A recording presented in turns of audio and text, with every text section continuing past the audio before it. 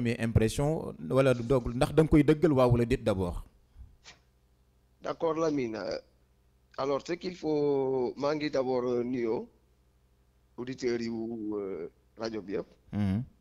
Alors di nuyoo waa Ziguinchor yëpp. di wax ne situation bi ce n'est pas ay ralliement wala yi demee noonu. Doudou Ka naturellement il était au pouvoir il est dans l'opposition loolu moom def naa leer na ñëpp.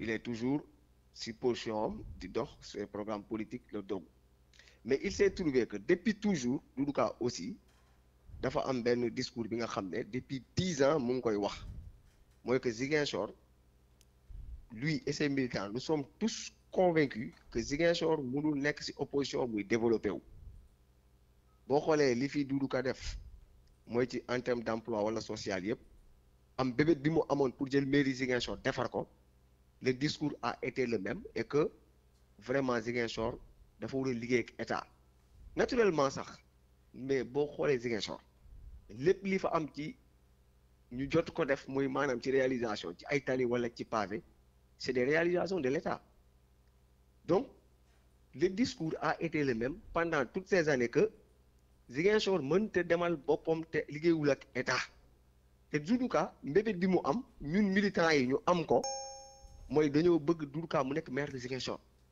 loolu mosuñ si jógee ñun militants yi alors dans cette même logique là élection yi ñuy jëm xam nga mbir mi du affaire u Pastef wala affaire u Doudou Ka affaire u Sénégal la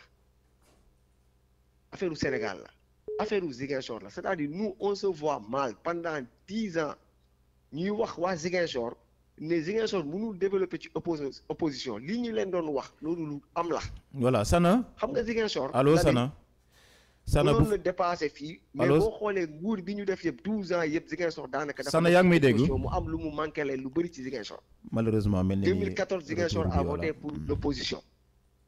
ñu nekk fa ba 2019 maire de Ziguinchor bu mu ñëwee ci nguur gi pour jàppale mairie Ziguinchor mu waxoon ko Ziguinchor a basculé encore dem ci opposition bi. allo Sana yaa ngi may dégg allo. accompagné. Sana loolu dafa nekk li nga xam ne dafa manqué. malheureusement mel na ni Xavier voilà am na problème retour voilà. yaa ngi dégg. alors ñun ñu yàgg wax waa Ziguinchor ne loolu baaxul ci Ziguinchor tey jomb na ñu ñëwaat ne la non da ngeen a war a dem ngeen voter opposition discours boobu mënuñu ko tenir par cohérence politique parce que suñuy ambition pour jiite mairie Ziguinchor mosul dañ donc mais li ñu gëm ñun mooy que Ziguinchor dafa war a voter pour l'État mu état accompagner Ziguinchor loolu c'est une suite logique de notre discours politique ça n'a pas changé maintenant ce n'est pas une affaire de ndax Doudou Ka dafa rallier fii wala Doudou Ka dafa ñëw Pastef loolu moom yaakaar naa ne ku xam Doudou Ka xam ne ambition yi mu am politiquement ambition yooyu da koy dox léegi nag bu élection locale jotee dinañu xam ndax moom day ñëw dëggal boppam wala dafay topp Pastef loolu mi ngi suñu kanam c'est devant nous eggaguñ ci loolu. voilà Sana. oui yaa ngi ñu dégg maintenant kàddu yi nga xam ne yaa ngi koy rotal la li si bëgg a xam le plus rapidement possible voilà ma ne ndax kàddu yi nii déjà Doudou Ka da nga ko jëlee si Doudou Ka mu yabal la pour nga wax ko wala yaa jël sa propre engagement pour yëkkati ko déjà. waaw xam nga loolu organisation politique boo gis bu ne lu ñuy waxtaanee la waxtaanee ko ak kilifa gi donc loolu c'est notre ligne waxtaanee la ñun ak kilifa bi si boppam ñu xamal ko ne effectivement moom. mu loolu mënu si gis sikk parce que d'ailleurs sax moom ñëwul battre campagne nekku si terrain bi loolu ñun ñoo si nekk Ziguinchor nekk si terrain bi mu xam ne li ñuy wax nii lii suñu ligne politique la donc amul lenn loo xam ne maanaam Sana Camara ci turu boppam la ko waxee wala leen mais lii c'est notre ligne politique depuis 10 ans nous on croit fermement que Ziguinchor ne peut pas être dans l'opposition on l'a dit au temps de Baldé on l'a dit même quand Ziguinchor a voté pour Ousmane Sonko. Aujourd'hui on maintient ces mêmes propos-là donc c'est-à-dire ñun ligne bi ñuy wax pour que gars yi bañ a yaakaaroon ne politique moo ñu ko doon tax a wax c'est par cohérence qu'on reste sur notre ligne que Ziguinchor doit être développé la Casamance dañ ko war a développer dañoo war a liggéey état li ñu doon wax démb mooy li ñuy wax tey mais ça n'a rien à voir ndax ñun bu ñu soxlaa mairie Ziguinchor wala bu ñu ñëwee pour out électoral Ziguinchor ndax dañuy ranger Pastef ou pas loolu yeggaguñ ci loolu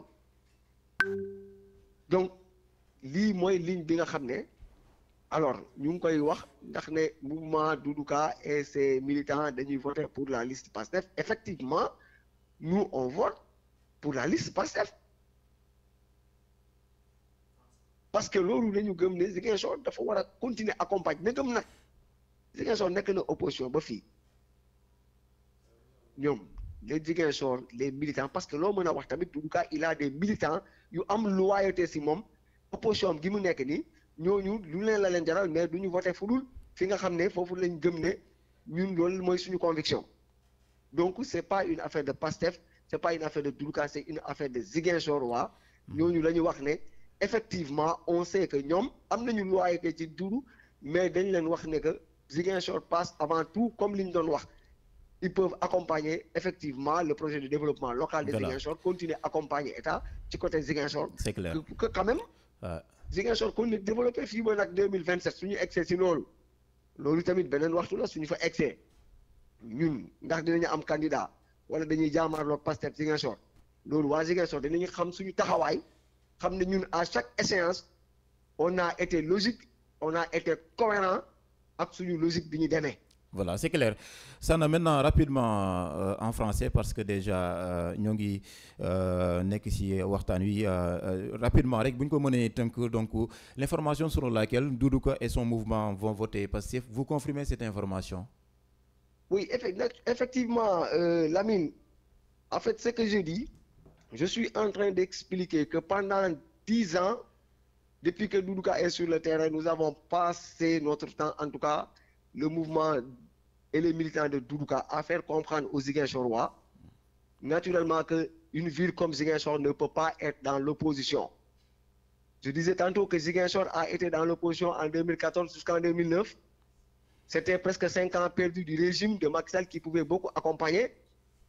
Et en 2019 aussi, Ziguinchor a basculé dans l'opposition jusqu'à nos jours. Et pendant tout ce temps, nous avons passé du temps à expliquer par cohérence que Ziguinchor ne peut pas voter pour l'opposition.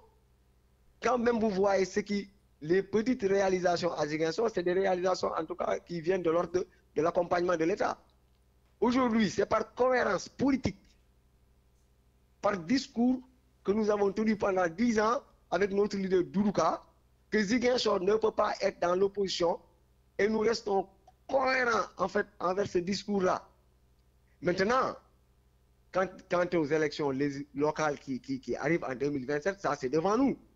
Maintenant, de toute façon, ce qui est clair, c'est que Doudou Ka était au pouvoir, il n'est plus au pouvoir, il est dans l'opposition. Ce qui est clair, si nous devons faire face à Pastef, les locales, pour nos ambitions de Ziguinchor, l'histoire nous dira, ça tout le monde, c'est devant nous. Mais pour les législatives, nous restons en tout cas convaincus depuis tout le temps que Ziguinchor ne peut pas voter pour l'opposition. Maintenant, il faut signaler que Doudou Ka, en tout cas, nous, on a des militants à de notre part, nos militants qui ont une loyauté très remarquable. Et ces militants voteront là où on les demande de voter. Naturellement, c'est à ces militants-là même qu'on dit, on est en train de dire à ces militants-là que ce n'est pas une affaire de Doudou Ka, de Pastef et autres, ce n'est pas une affaire de transhumance et autres, c'est une affaire de Ziguinchor. On voudrait que les Ziguinchorois, en tout cas, constatent que nous avons été cohérents avec le même discours, que Ziguinchor ne peut pas être dans l'opposition et que même nos militants qui ont cette loyauté remarquable, nous leur disons qu'il faut faire passer Ziguinchor avant tout. Il faut accompagner vraiment les projets de l'État pour que Ziguinchor en bénéficie. Maintenant, quand arrivera le moment de la politique, Doudou Ka, lui, en tout cas, il viendra à Ziguinchor pour le moment de la politique. C'est-à-dire pour ses ambitions. C'est devant nous, on n'est pas encore arrivé là. Maintenant, dans ces ambitions-là, si on doit faire face à Pastef, là, les Ziguinchorois sauront que nous, on a toujours été cohérents, même quand il s'agit d'accompagner les projets de l'État, de l'Assemblée haute, on s'est abstenu de perturber en tout cas, ou bien d'amener Ziguinchor dans l'opposition, parce que ce qui n'a jamais été notre position. C'est clair ça. Voilà, d'accord. Quand il s'agira des élections locales, après Ziguinchor va témoigner que nous, on a été constants. D'accord. Voilà, c'est bon. D'accord. Donc, ça veut dire que, en grosso modo, vous votez pour Pastef? Oui, en grosso modo, nous, en tout cas, militants,